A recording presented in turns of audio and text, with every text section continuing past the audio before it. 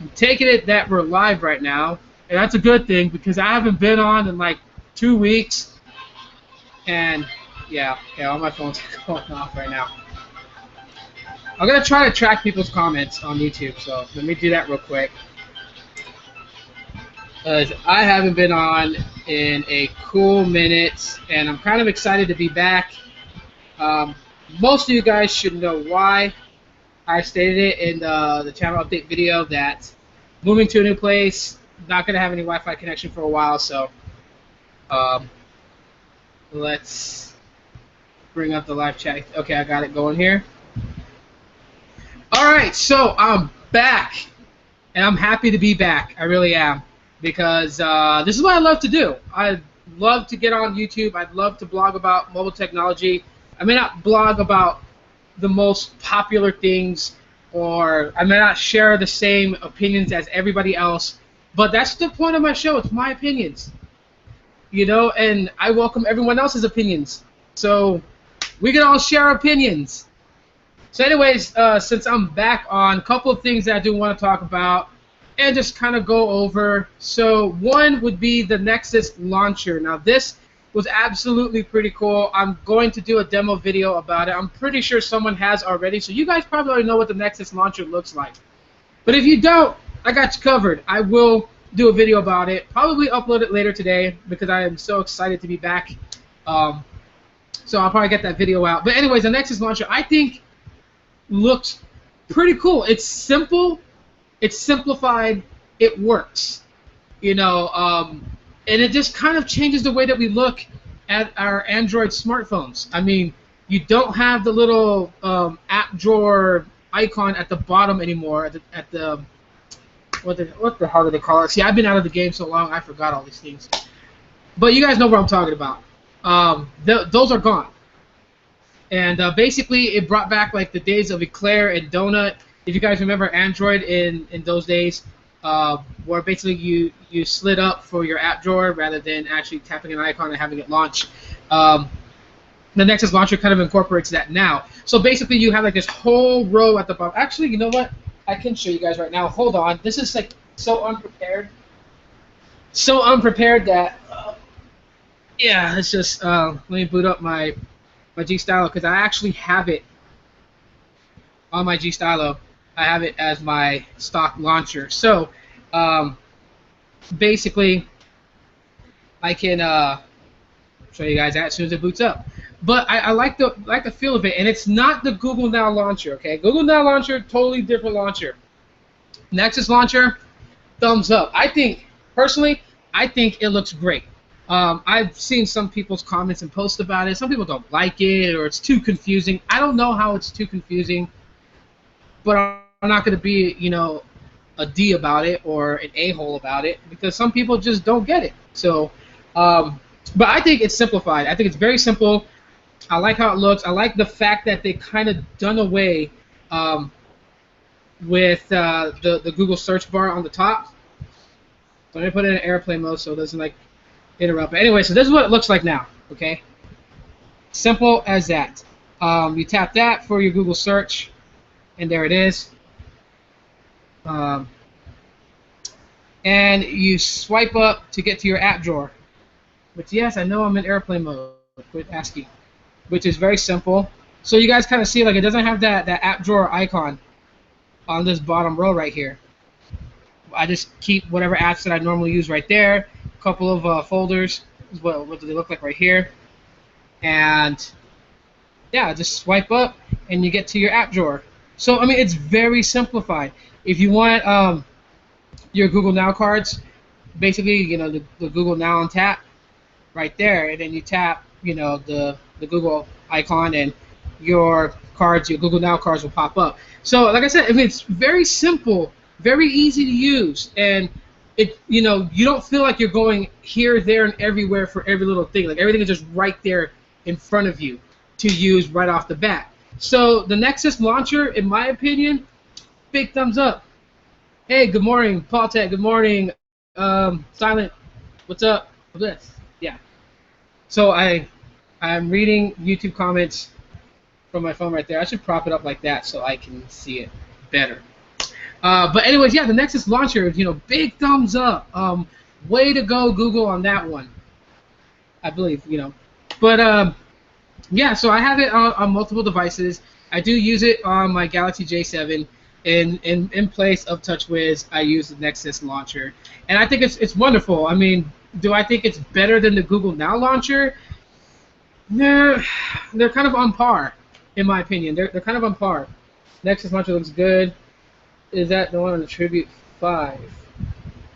That's the one I have right now on my G Stylo. Would you by chance have a stock ROM for the Aquos Crystal?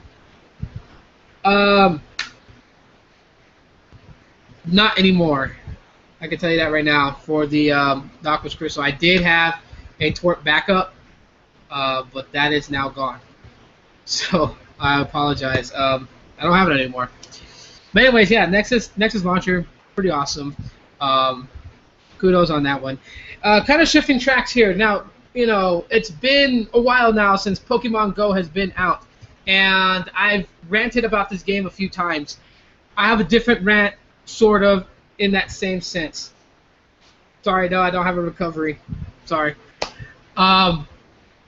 Is it just me? Tell me if I'm wrong here, but is it just me, or is it that Niantic developers for Pokemon Go are a bit anal about things? Okay, I'm sorry to say it in that phrase.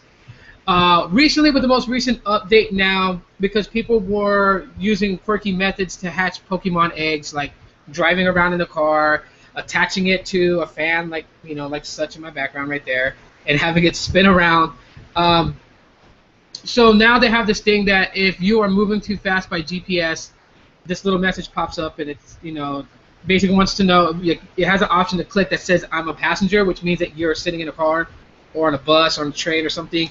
And if you click that, it immediately pauses your eggs from accumulating kilometers to hatch. And to me, I'm thinking, okay, now Niantic, you're going overboard. You're going way overboard on this one, because it's a game. If people want to sit in the car to hatch eggs, fine, so be it. I mean, do you know how many hacks there are right now for rooted devices that you can just fake your GPS and be anywhere you want to be and hunt for Pokemon? I mean, there's even one for Android devices on Marshmallow that require no root. Shout out to Max Lee on High on Android. But basically using GPS Fly and making that, your mock GPS location along with the Pokemon joystick, you can walk anywhere without leaving the area that you're at. Which personally, I think this option should be built into the game. On a side note, because there are a lot of kids, like kids in the children's hospital, who can't go anywhere. How the hell are they going to play Pokemon Go if that's their goal at the moment that makes them happy to go and collect Pokemon? How the hell are they supposed to do if they can't leave the hospital? Yes, way too anal. They're going to stop making the game fun. I missed the tracking footprints. Yeah, I mean, the tracking footprints, I think the reason that they got rid of it was because they couldn't solve the issue where it was misleading people exactly like how far a Pokemon is from you. I think I saw people were on YouTube live streaming and driving. Yeah. And I think either they were too lazy to fix the footprint issue, or I don't know what it is, but I just know they did away with it, and I think that they could have fixed that issue. But I think they're going way too anal with a lot of things, like not having people admit that they're a passenger in a vehicle. That way it pauses the progression of a Pokemon egg. Like, it's a freaking game, okay? People are going to find ways to get past it. There's already phones that are rooted that can actually use joysticks along with exposed modulars. So what's the point? Just, like, put the game out there. It's fun. Give it to the people. I like playing it. I don't give a dang what anyone says. They're like, oh, you're too old to play Pokemon Go. I don't care. It's a fun game. And I play it the way that I want to. Do I go out there and walk around and hunt for Pokemon? Yeah, I do. If I'm super busy, or if I can't go because it's like blazing hot outside where I live, where it's like 120 degrees, I'm not going to walk around looking for Pokemon, but I will use the GPS Fly trick. Trip the GPS and go where I want to go. Of course, you can't do nothing radical. Like, I did try this. This is a side tip for people that are going to use that. I don't want to say it. I don't want to call it a cheat, but just, that little trick. Because my goal is I want a Farfetch'd. I want a Farfetch'd Pokemon, but the only way you can capture him is in Asia. You have to go to, I think it's either South Korea or Japan to get Farfetch'd. And like Kangaskhan is, you're able to catch him in Australia. So I tried to trip the GPS to put me in South Korea so I can go look for it. Let me tell you guys right now, anything that's like dramatically far away, and I guess the game will recognize because I got soft banned for doing that.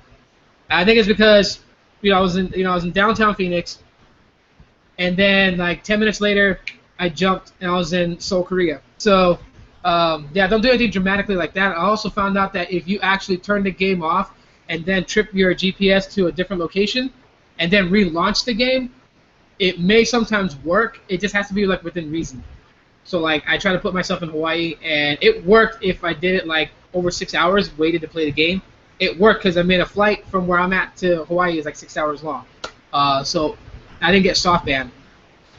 But basically traveling long distances with that app, can trigger you to get soft banned. I will tell you guys that right now. So I try to keep it simple. I use a GPS spoofer, but I still support the game and buy stuff. Yeah, Mr. Mime's in Europe. Mr. Mime's in Europe, Kangaskhan's in Australia, and Farfetch'd is in Asia. Which to me is like kind of ridiculous to do it that way. I mean, I know the game is like brand new right now, and it may change later on. They may open it up where you can catch them wherever. And I feel like they're going to have to, especially if they're going to incorporate new Pokemon in the future, because they intend for this game to run long. So all the ones from like Ruby Red, Emerald Green, and Diamond and Pearl, and all those ones are eventually going to make their way into the game. So I do feel like that having regional locked Pokemon will eventually be unlocked, where you'll find them anywhere. But yeah, I just think that Niantic needs to really relax. They really need to relax on Pokemon Go. It's not that big of a deal if people ride around in cars, on bicycles, on motorcycles to hatch Pokemon eggs. I mean, come on now. Like sometimes I think, especially the amount of walking that they require you to do to hatch an egg is sometimes a little bit out of people's ranges. Like I've done this, okay? I've used the GPS spoofer.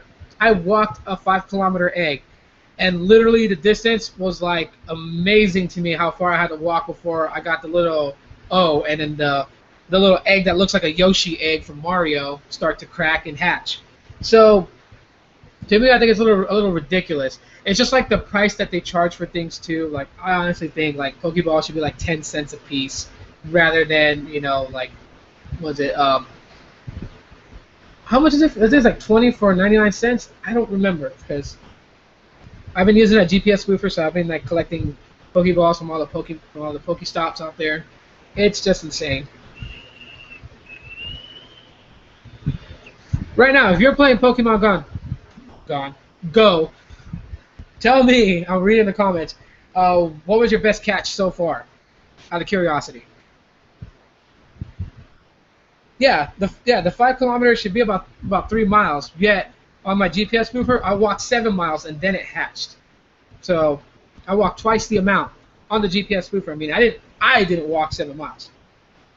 I'm not that crazy to walk in that heat 7 miles to try and hatch an egg. But I know yesterday I caught a Snorlax not far from where I live, and I evolved one of my Squirtles into War Turtle, and so now I'm collecting Squirtles so I can evolve them into Blastoise, which, it's all good fun. My kids love playing it. I like playing it. It's kind of a nostalgic thing for me because I was playing Pokemon when I was a teen, when it came out. Well, not when it came out, but when it became popular in the U.S. I was a teen when it came out here. I like my Jinx. Yeah, I hatched a Jinx. I was actually trying to go to a nest area where people said that there was a nest of Jinx. Wound up actually hatching one, so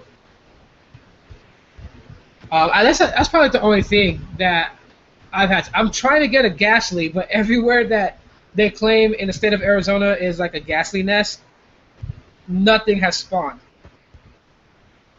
I've seen more Abras and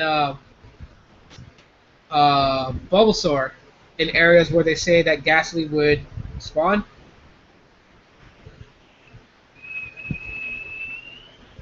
you're still looking for a Snorlax, I was lucky enough that one spawned in my area. But anyhow, okay, so kind of like jumping away from Pokemon Go here, um, just in like more of a reality thing. I'm actually happy to be back. I'm happy to be able to get some videos up, type up some blogs on my blogger page. I could sit here and say like I had a breath, like a good, I won't say like a breath, but like a good recharge, I guess. Um, and I'm not gonna do the whole thing where it's like I was separated from technology and learned to live with it. Like, no, I am addicted to technology. So without having Wi-Fi for like 2.5 weeks, I was like, I mean, I'll tell you right now, I burned 5 gigs of data in 3 days. All right, so that was like pretty insane. And yeah, watching everyone else putting up all these videos, and I was like, "Ugh."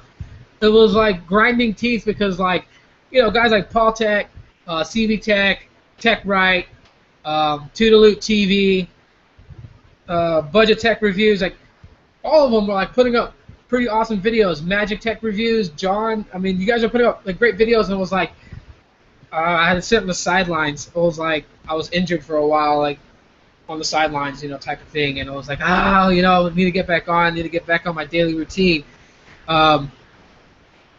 Because for me, it's not the subscriber count that I care about. I really don't care about the subscriber count. I don't give a shit about it. To me, it's just it's therapeutic for me because I'm such a nerd, and I would literally irritate everyone around me if I just kept coming at them with all this tech. See, my neighbor gives me his Wi-Fi password, and I added him to my family circle for play music. Fair trade, right? Yeah, definitely fair trade. I mean, hey. You're going to get to use his Wi-Fi, and your neighbor's going to be able to use, or not use, but be able to get YouTube Red and listen to music. So, I mean, yeah, it's a win-win. That is a fair trade. Yeah, trading is features they will add on in the future. Yeah. Well, there's a lot of rumors circulating about that. There's also the ability to actually battle using Wi-Fi Direct. I mean, some people have posted things, leaks, that eventually you'll be able to go connect through Wi-Fi Direct with somebody and battle their Pokemon, your best six versus their best six, like the way that the game was intended to be played. Rumors of that circulating around. I know people have faked talking about them catching Mewtwo, which is obviously BS, but hey, it is what it is. But now that I'm able to actually get on this whole groove of bringing back the morning shows in the morning and then doing a couple of videos throughout the week, I'm actually quite happy to do so. A lot of things that I just have so much things that I want to do, topics I want to discuss, like in blogs and things like that. So yeah, you might see an overload of videos on my channel, and that's just because I'm happy to be back. I know everyone's like pretty much on point with like the ZTE Z Max Pro. I'm not gonna get one. I know people have been asking me if Boost Mobile is going to get one. No, they're not, because the ZMAX is synonymous with GSM networks. It always has and always will be, as the Warp series has always been synonymous with CDMA. So do I think that Boost Mobile will get something similar to the ZTE ZMAX Pro? Yeah, definitely, they will. Will it be a Warp device? Most likely it'll be called a Warp. It could be the exact same phone, just with support for CDMA bands, and be called a Warp, like the Warp Supreme, the Warp Pro, the Warp Max. Who knows what they're going to come up with. But will it be pretty much similar to the ZMAX Pro? Yes, it will. I can say that. But the ZMAX Pro, not going to Boost Mobile. It can't go to Boost Mobile because it's a GSM device. And the difference between CDMA and GSM is the bandwidth that they support. Okay, the LTE bands as well as their non-4G bands are different.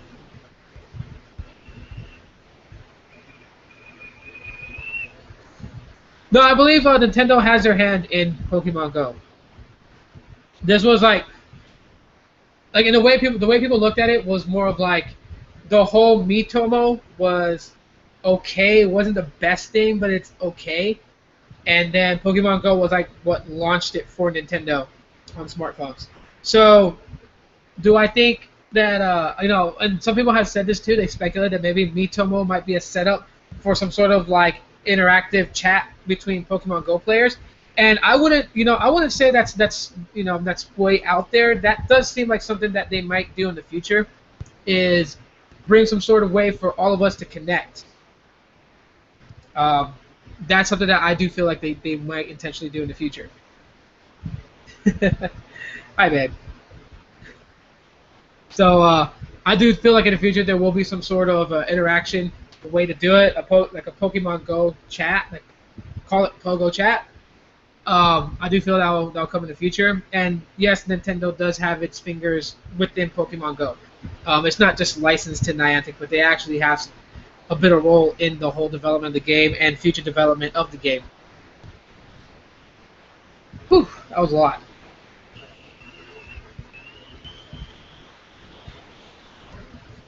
So, anyways, Tito TV spoke on something. I watched his video last night, and there was something pretty cool that he talked about. He was just talking about phone preferences, and I have to say he's not far off from what I agree with right there.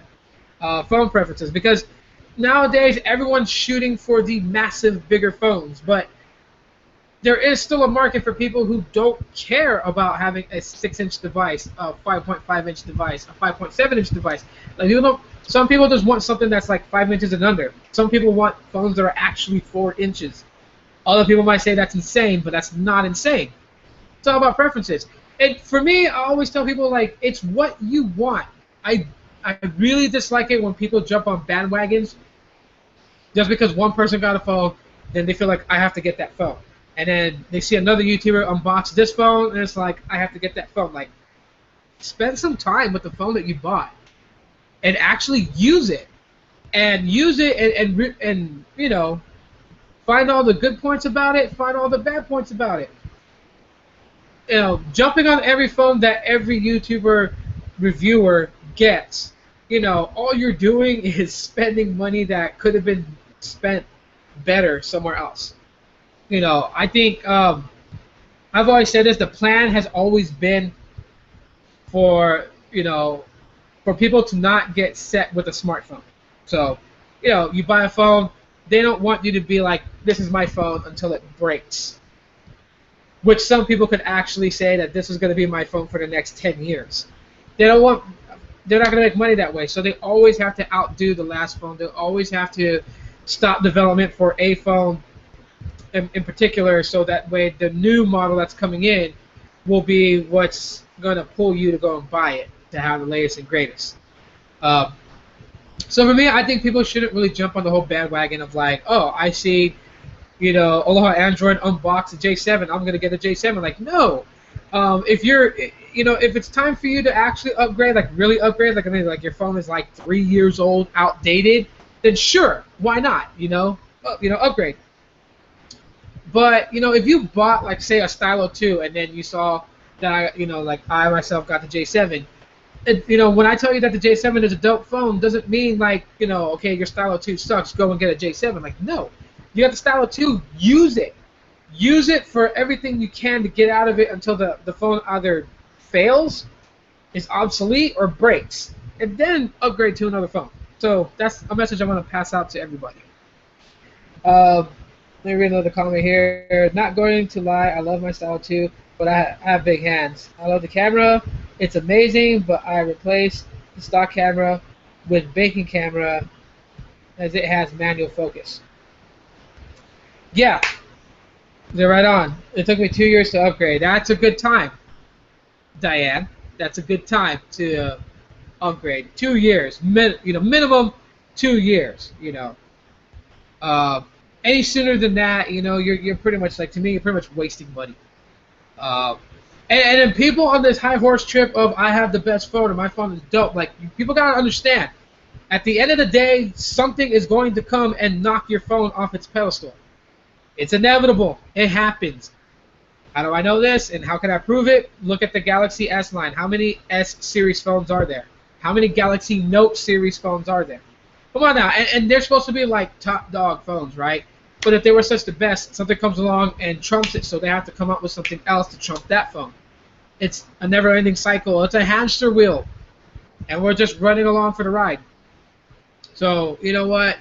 There's always going to be a phone that's going to want you to spend money on it. My advice is if you have a decent phone that is working great, there's no reason to abandon it to get another phone. So with that, I leave you guys to your own thoughts. Thank you guys for tuning in and catching the live broadcast. I'll see you guys tomorrow morning for another one. And some videos I'm going to try to put out today and tomorrow and the next day thereafter. So yeah, a lot of work. I got to get back on my groove. So for those who stuck by my channel, supported me, thank you guys so much for holding it down. I really appreciate it. You know, I just couldn't be happier. You guys are amazing. All of you guys. I love all you guys. You guys are awesome. So thanks for holding it down. Shout out to the crew, all you guys out there that rock with me, support, and everything like that on YouTube, and just mention me in videos. Also to I call him Storm 804 VA. I know he changed his YouTube handle to for the LG Styler Boost Mobile User HD, but I still call him Storm 804 VA. Shout outs to him for the video profile about me. I never expected to get one done on me, as I'm used to basically spotlighting new YouTubers, and yeah, he put me in the spotlight, so big shout out to him. Budget Tech Reviews, I know his channel has slowed down on some tech, but he did put up a recent unboxing of the LG K3 for Virgin Mobile, so go check that out. Big shout out to Mike from Budget Tech Reviews. Also, if you're into indie wrestling and pro wrestling, check out his radio show, Armbar. You guys can catch his YouTube videos based on it. Just look for Armbar, and you guys will find him. So yeah, all good stuff and all good things. And I got to go, and you guys too. Enjoy your breakfast, enjoy your lunch. I know I'm rambling on, but I miss you guys, and I'm happy to be back. And I'll see you guys later. Bye.